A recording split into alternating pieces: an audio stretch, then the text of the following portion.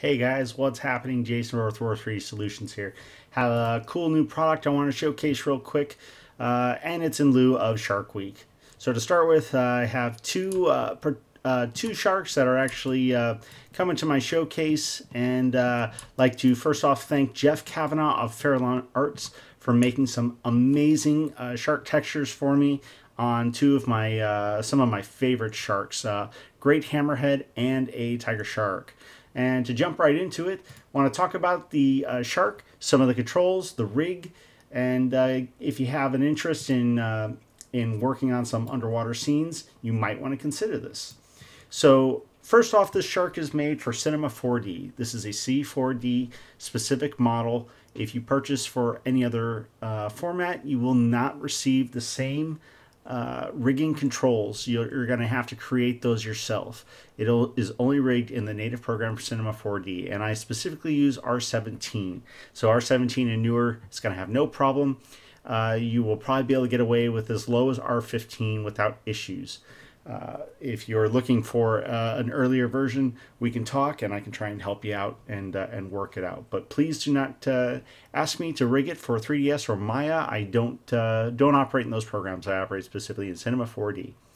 So as a Cinema 4D model, it is using this rig and the Tiger Shark are both using a fish rig, which is a character rig that is offered in C4D, and you're going to be able to get all of the cool functionality out of the rig that you'd hope for to be able to have a really cool model you can drop right into a scene. So for the rigging, let's talk about this. So we have several control tabs: detail, controls, morphs, and align to spline.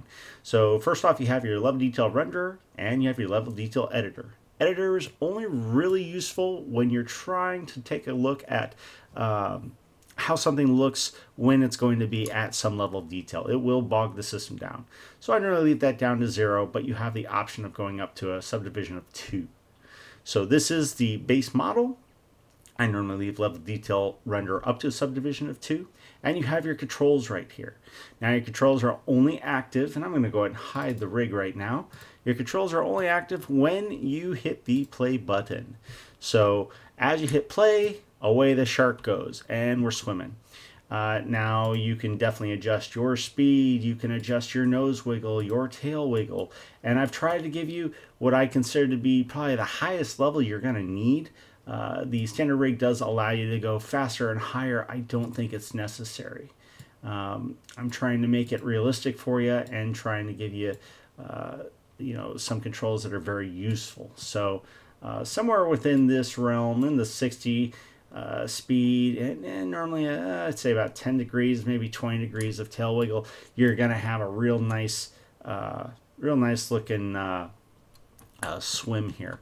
And everything has been weight mapped, and the dynamics have been adjusted for all the components so that you get a really nice output. And there's the skeleton as it's going. It is an IK rig. And also want to show you that we do have a couple of other morphs. So you have a jaw control, and clearly you have some teeth in there. You have a texture for the mouth, and I will show you what we have.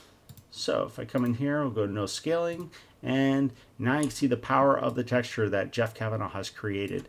So you have an internal mouth texture, you have all kinds of detail into this beautiful fish, and for those that are Shark Week fanatics, this is definitely something you're going to want to get, because it is a really fancy, attractive looking shark. I also have included some morph for the gills, so you can have the shark kind of flexing and venting while he's swimming along, or maybe you're trying to attack a turtle or something of that nature, and or a person, who knows, and you want to be able to open the jaws and flare out the gills. So you have some versatility here. And also I've included a line to spline tag, and this is for obvious reasons. What are you going to do? More than likely you're going to want to have them swim around. So what I'm going to do for you is I made a quick spline, nothing fancy, just a Bezier curve, and I'm going to go ahead and drop, it right into here. And when I do that, oh no, the shark is broken. No, it's not broken. Actually, all that's happened is it's going to kind of manipulate itself into a way to try and get it to where it needs to be.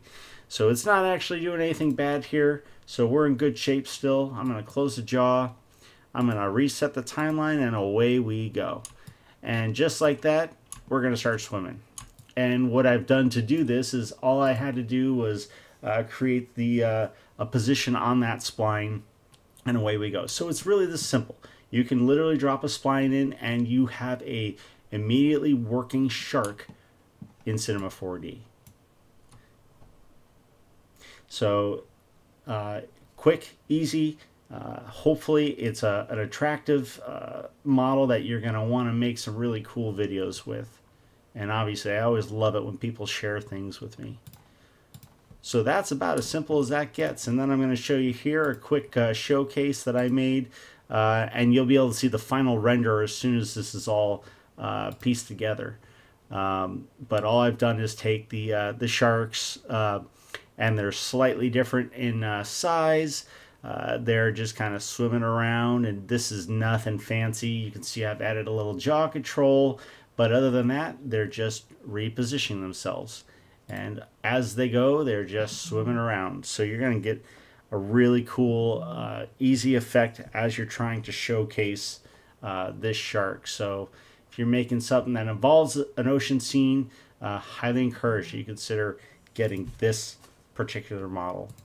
And then last but not least, I want to make sure that I show you the tiger shark, because this is the first of the series, and that Great Hammerhead is the second of the series.